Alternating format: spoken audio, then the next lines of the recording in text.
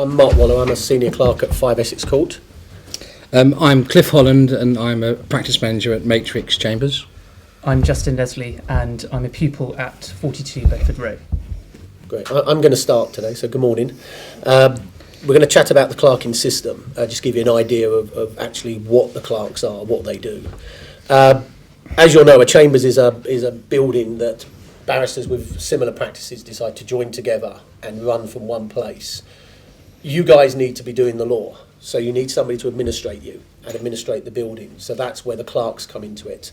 There are two sides to the administration. You've got the people that run the fabric of the building and the people that deal with the suppliers. So you've got light and water and electricity and a roof and a desk and everything. And then you have the other side, which is the administration of your practice and your professional life, and that's the clerk. And that's what I'm going to be talking about today. There's about 1,200 clerks around at the moment, and at least half of them practice and work from within London, centred around Fleet Street and the Four Inns. The other half are scattered around the main cities and towns, but the main concentration is here. Within a chambers, you've got the clerks' room. Now that is the main hub. That's where everything goes on. It's, if you've watched the TV programmes, it's where the clerks sit around with their desks and their pigeonholes, dispensing work and telling barristers off and doing all sorts of things like that. But it is really where everything happens. Within that clerks' room, you've generally got about 4 or 5 different clerks. You have at the very top the senior clerk. Now his responsibility really is the overall running of chambers. He's got to make sure that chambers is going in the right direction. And for that to happen, he's got to make sure the individuals are going in the right direction. So he oversees the development of your practices. Then you have the first junior, who's like the deputy, and he will deal with the day-to-day running of chambers, and he makes sure that all the little things are running so that the senior clerk can focus on the important things. Below that will be a number of junior clerks, and they again kind of help the first junior to make sure everything is running well and everything looks good. Most other chambers also have a practice director or a administrator or director, and they just say again, deal with the fabric of the building so the senior clerk doesn't worry about that the rent's paid on time, and the administrator focuses on that. The other person they also have is as important as the clerk for you guys, and that's the fees clerk. And their job purely is to get your money in, to get you paid.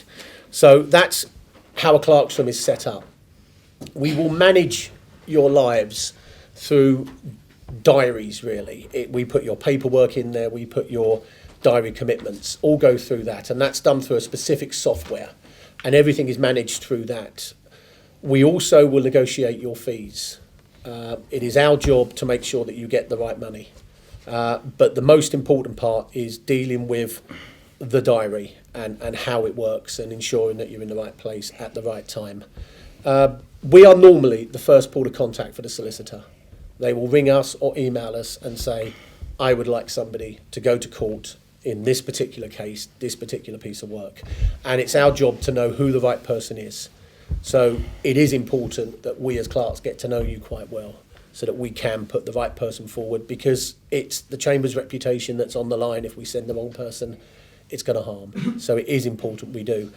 The clerk has a number of little titles that I have tended to call us. We're an agent, we're a debt collector, we're a minder, and we're common sense. Now, I'll explain them a little bit for you. Probably the agent is the thing you know most about us. We have been called pimps, we've been called lots of things, but we're out there getting you work. We're talking to clients who want people. So it is essential that we know what you want to do, how you want it to work. And we will, with our experience and our time, will be able to go in there and choose the right thing, and knowing what we want from you and knowing what the solicitor wants. As I say, reputations are on the line here. The debt collector, well, that's obvious, isn't it? I mean, we agree your fees. You don't touch money. It's what we do. Trust us. We know the marketplace. We know what it can stand. You won't agree with us, ever. But trust me, what we get for you is the right fee. And obviously, once that work's been done, the next most important thing is to get the money in. Now, it is not like a plumber. It takes time. If you're working with an insurance company or anything like that, it can take months, and I'm sorry, it can take years to get some money in. So just be alive to that collecting the money isn't that straightforward. The minder. which I suppose you're thinking, is that the guy with a suit and the sunglasses who stops the public from touching people? Sometimes in a court of appeal, yeah. But it's your diary minder. We look after your diary. So we kind of know when you need days to prep. We know how many days you can work in court. We tell you when to go on holiday, and it sounds funny, but sometimes we need to say to you, you need to take a few days off. You're getting tired, you're working too hard. So we need to know everything about you so that when we get that phone call, we can put the right person in. And managing your diary is the key and most important thing for you, is that you know where you're going, you know what time you're going there, you know if you've got all the papers. The important thing is you guys are busy being intelligent and busy doing law. Hence the common sense part. We are your common sense. We will tell you whether what you're doing is sensible. And again, trust us. We kind of know what we're doing. You're then going to think, well, what about me? I'm a pupil, I'm a junior tenant. Is it really that important? The clerk, is that not for the silks and the big people? No, it's you guys, because we're going to shape your career for you. We're going to work with you. I mean, that's the important thing you've got to remember, is that we will guide you. We will advise you. We're not going to tell you you must do something, but we will say, look, in our opinion, in my opinion, you should do this, you should do that. So get to know us as much as we want to get to know you. The reason we're the right people is we've done it for years, and we've dealt with hundreds of junior tenants and pupils coming up and dealing with what they need to do. So do listen to us. I say our advice is very good. At 5 Essex Court, one of the things that I do on a regular basis is I have what's known as a practice meeting. Now, from the very early stages, as a pupil, right the way through, it's all about talking about what you've done, what you're about to do, and more importantly, what you're going to do in the future. And I have these 2 or 3 times a year with the youngsters. And what it's all about is you getting understanding is that, I want to do this kind of law, I want to do that. You're never too young to start to develop your long-term career. And by working with your clerk, he will be able to guide you through and put you on the right track. Sometimes you'll sit and say, I don't want to do that work. I don't like it. But sometimes work likes you rather than you like it. And you might just say, really didn't want to do employment law, but do you know what? I really enjoy it. It's good fun. I like it. And that's when your clerk has just nudged you, just a little bit in that direction. But never be afraid to have a voice. Never be afraid to sit down with your clerk and talk to them, because it is your career. You will be self-employed, and we're here to help you. So the most important thing, as I finish now, is just communicate with your clerk, work with him, and he will guide you, and he will get you to Silk or wherever you want to be with the least possible pain. So thank you very much. Cliff's now going to run through what a typical day for a clerk is. Yes, hi. As I say, my name's Cliff Holland. I'm a practice manager at Matrix Chambers. Although I'm called a practice manager, I'm typically a barrister's clerk and have been for over 25 years. The reason why I'm a practice manager, I belong to Matrix Chambers, who are a very young set in terms of the bar. They were founded 12 years ago and decided to modernise the traditional chambers structure, hence practice manager.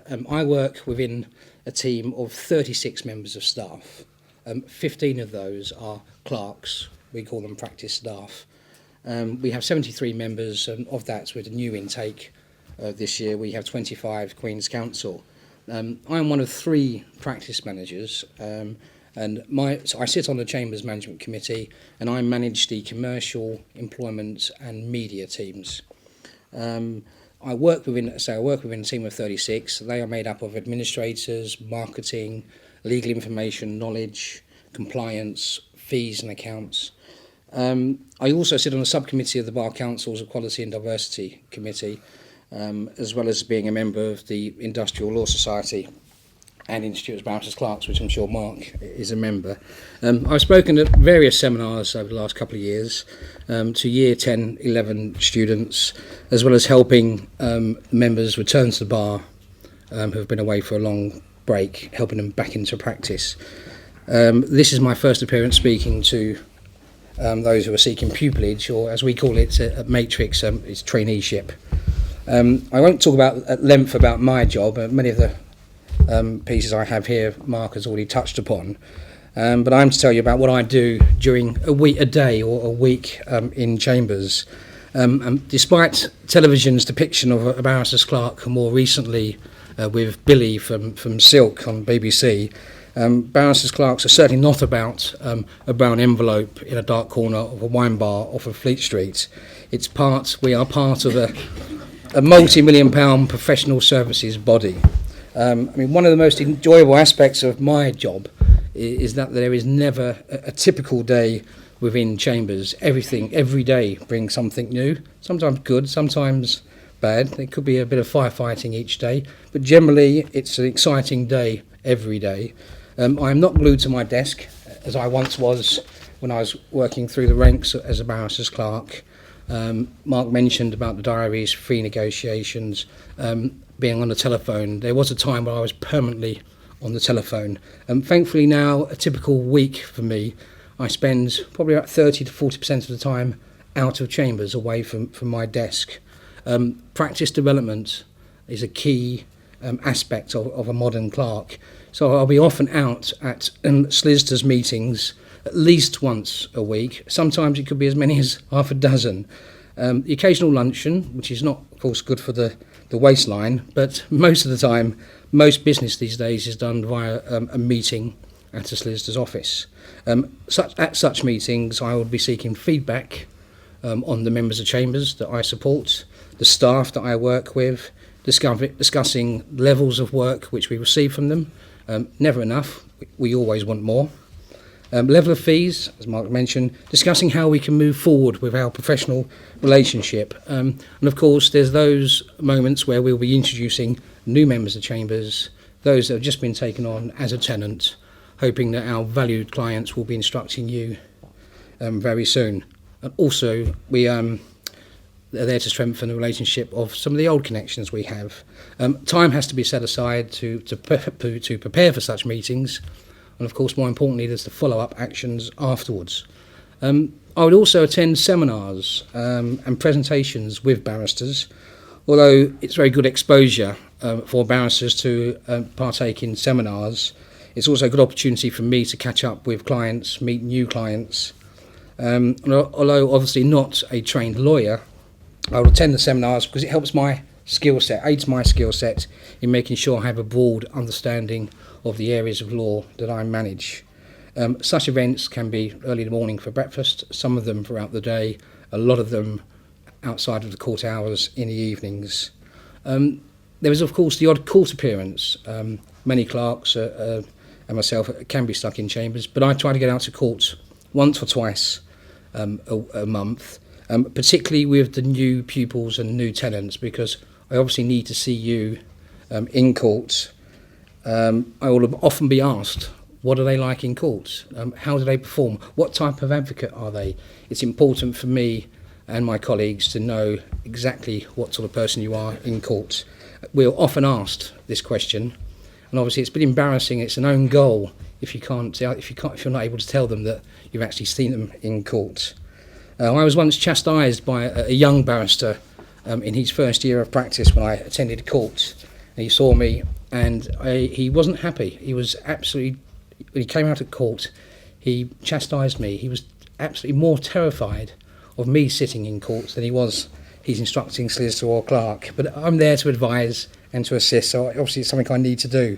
It's also an opportunity for me to, again, meet valued clients, build connections. So I manage the employment team at Matrix, so I'm often seen at Central London Employment Tribunal once or twice a week in the various waiting rooms, meeting clients, seeing the barristers start their cases.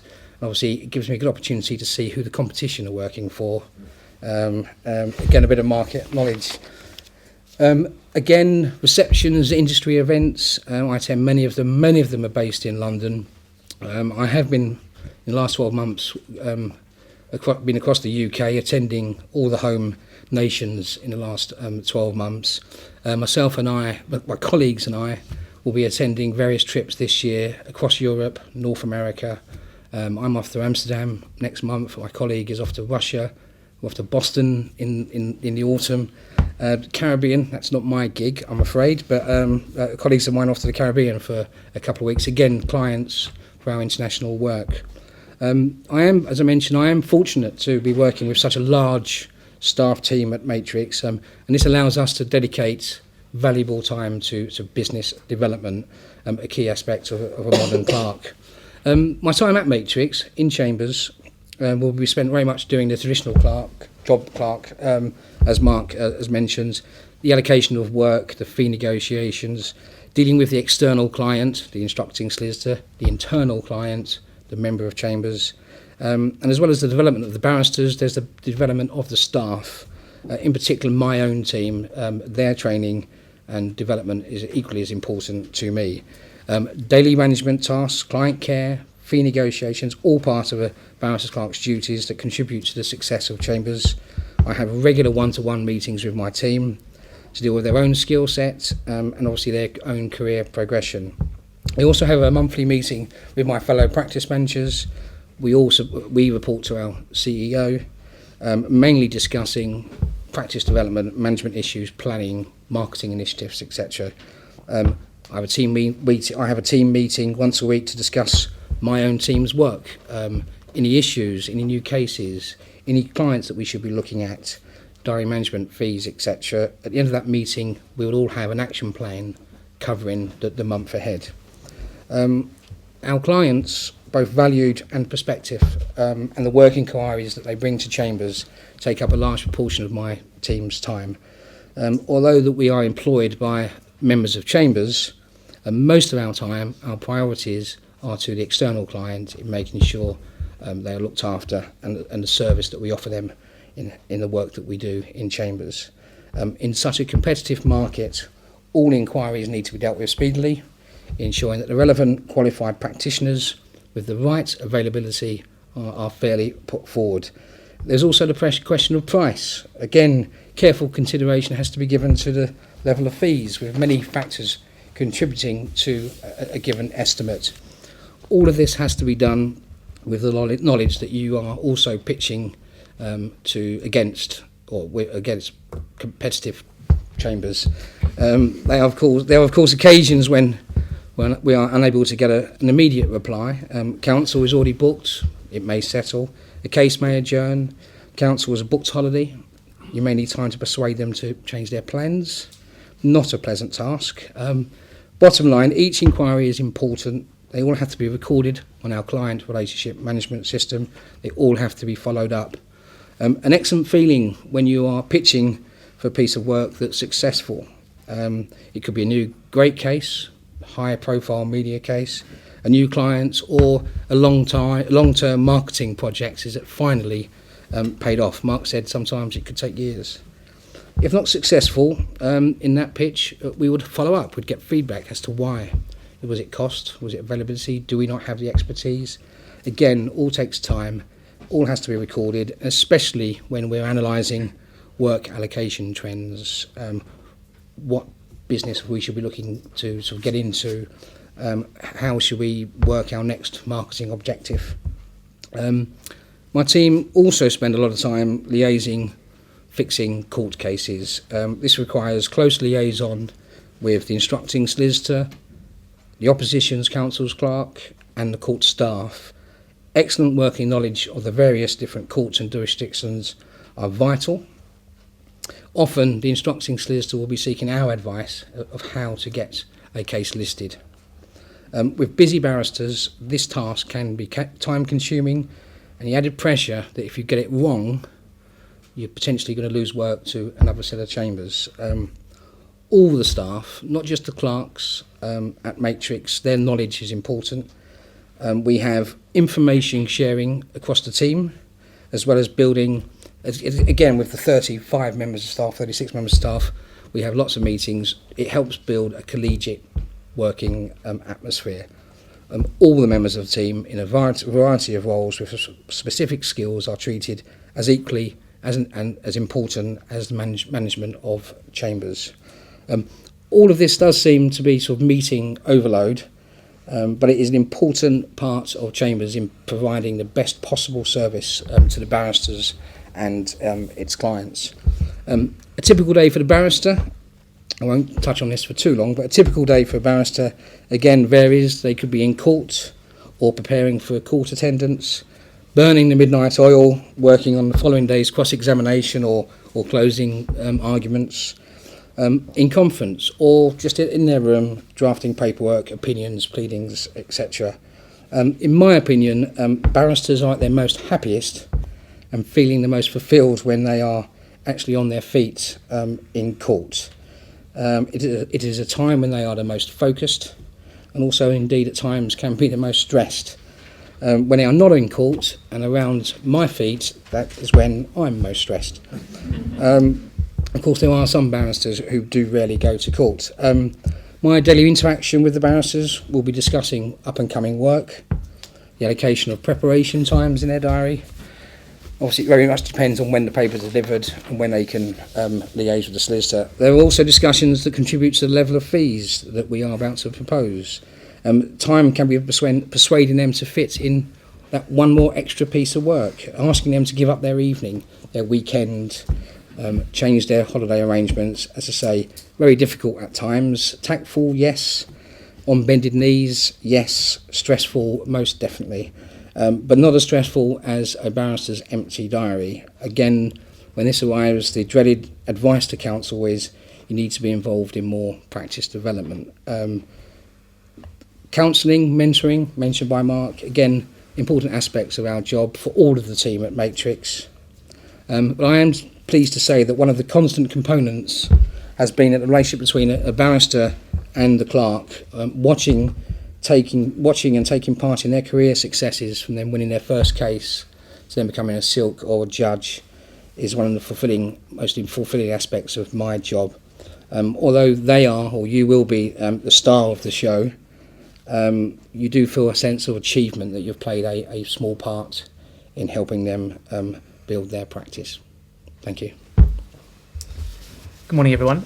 My name is Justin Nesley, and as I think I mentioned, I'm a pupil at 42 Bedford Row.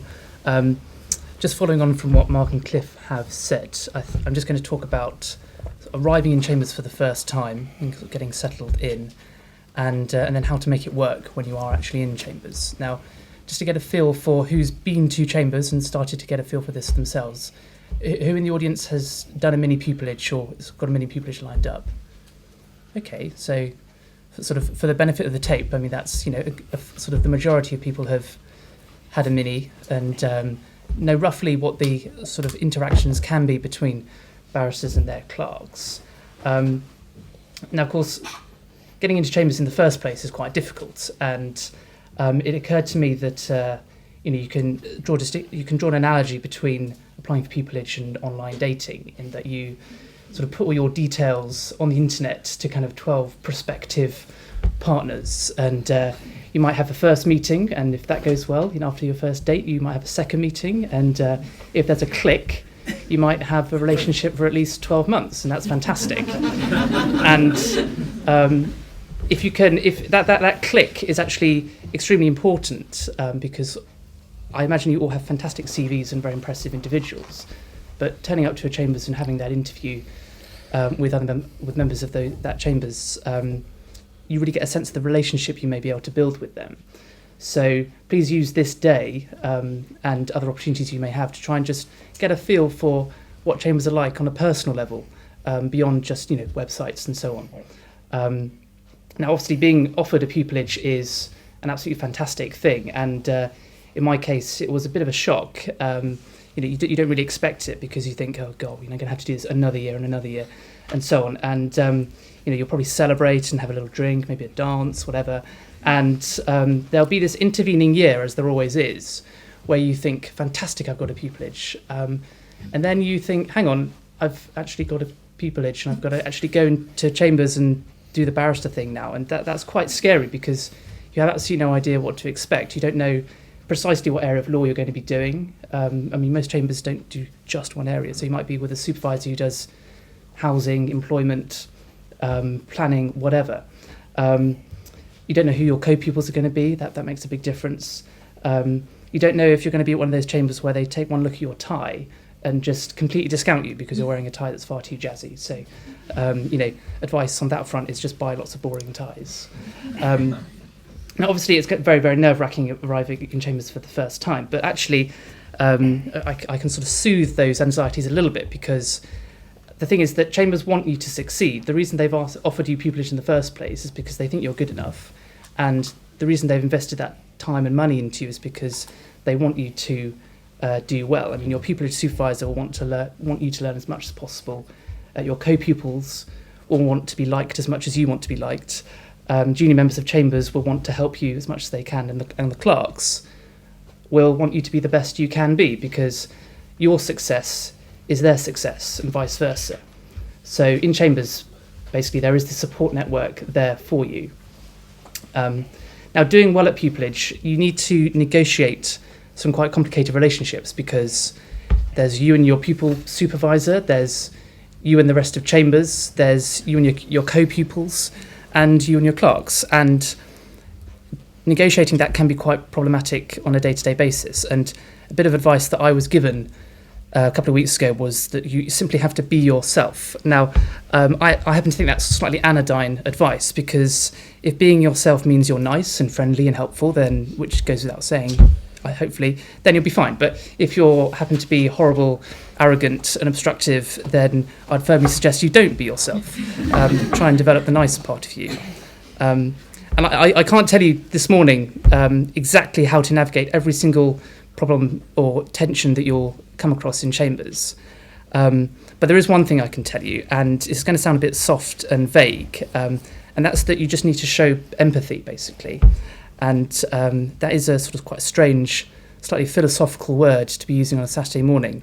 But putting yourselves in the shoes of others is an absolutely crucial feature for the budding barrister. Now, see how that works in relation to the clerks. Now, during your first 6, you probably won't come into contact with your clerks too much, because you won't be doing much work for them. So during your first 6, probably best to just kind of keep quite a low profile. And then second 6 comes around and you'll be taking on your own cases. And you'll learn pretty quickly that your clerks are very, very busy. They're trying to arrange all the incoming workload, sorting out any problems that may have arisen, chasing unpaid fees, and as well as trying to develop your career and keeping chambers going. So putting yourself into the shoes of your clerk, they will want you as the pupil to be available and as enthusiastic as you can be. And what I mean by that is when the clerk looks at you in the face and says, here's some papers on an area of law you have no idea about. The hearing's at 10 o'clock tomorrow in Truro, which is absolutely miles away. Best of luck. You have to go, oh, thank you, that's lovely, brilliant. Not, oh, this is going to be dreadful. So having that kind of empathetic quality will mean that you can kind of put on the front that you need to when your clerks give you that horrendous brief. Another example might be your pupil supervisor. So your pupil supervisor is going to have an already quite busy practice, and launching a pupil into that is just going to be more work for them. So the best you can do really is try to become sort of the least work you can for your pupil supervisor. You might even be able to become an asset for them over time. You need to know what they want. So for instance, I know that my pupil supervisor, when he gets in papers, will automatically do a chronology of the facts of that particular case. It's quite a good, useful exercise. So that's what I do, is when the papers turn up, even if he's not in chambers at that time, and there's a new case and it's his case, I'll bang out a chronology, and that's normally quite a useful task to do, and he's normally quite pleased about that. I even put it into his favourite font. So my supervisor likes Times New Roman 12, and I'm more of an Arial man myself, but I've overcome that just to please my supervisor. To put it another way, if you're unable to show this empathy, but being able to put yourself in the shoes of others, you're not going to be able to anticipate the concerns of judges, and you're not going to be able to interact with your clients very well. So in short, you're not going to be a very good barrister. So you need to learn quite quickly what the person you're interacting with wants from you, and then deliver that. I suppose the common theme between all of those that you just need to be helpful and useful, and hopefully that goes without saying. And these are all the right ingredients for the next big decision in your life, which will be the tenancy decision.